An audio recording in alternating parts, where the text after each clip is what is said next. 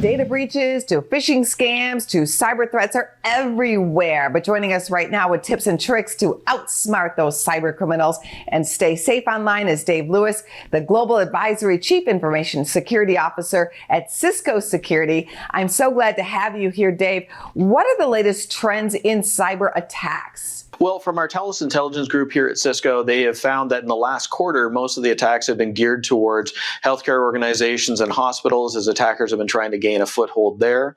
As well, ransomware and phishing attacks continue on as well. What would you say is the number one cyber scam? Well, one of the common ones that both businesses and individuals need to be aware of is the phishing attack. And what this is a well-crafted email designed to dupe the end user into clicking a link that ostensibly they would not click otherwise. In the past, these emails were poorly written, they were terrible to look at, and you could dismiss them very easily. But the attackers have really upped their game, and it's now such that these emails, I quite honestly, if I had them, I'd probably be tricked by them as well. Cisco has a cybersecurity readiness index. What is that telling you about what's happening in corporate America? So this was a first of its kind in that we talked to security professionals around the world to get their perspective on how they saw their security posture and their maturity as an organization with respect to security.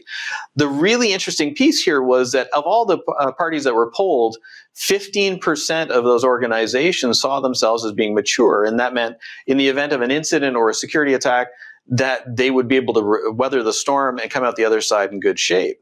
And of all the companies polled, 82% of them expected an attack in the next 12 to 24 months. So security is front of mind for all of these organizations, especially the ones that are not in the mature category. They're working very, very hard to get to that place.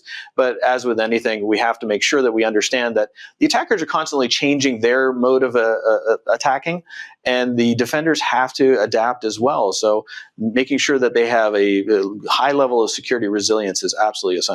What are some tips to stay ahead of these cyber criminals? As an individual, you want to be able to understand your data, your credit card statements, your banking statements, looking for anomalous behavior, because attackers will try to use that to steal money from you or sell your credit card information in the event that they get a hold of it. Second piece of the puzzle, making sure you're patching your laptops, desktops, and mobile devices to current. Security patches are there for a reason, to help get ahead of the security issues. And last but not least, you want to make sure that you're looking at multi-factor authentication as opposed to passwords, because this will increase your level of security, reduce your overall risk, and give the attackers a far more difficult day. And all of that is directly applicable to organizations as well. You have given us so much information. Do you have all of this on a website? We do indeed. You can check us out at cisco.com/go/readiness index. We have our report there, lots of useful information, and the organizations can reach out to us because Cisco would love to be your trusted partner. Well, thank you very much. Thank you for having me. I appreciate it. Go to businessfirstam.com for where to see our show on TV.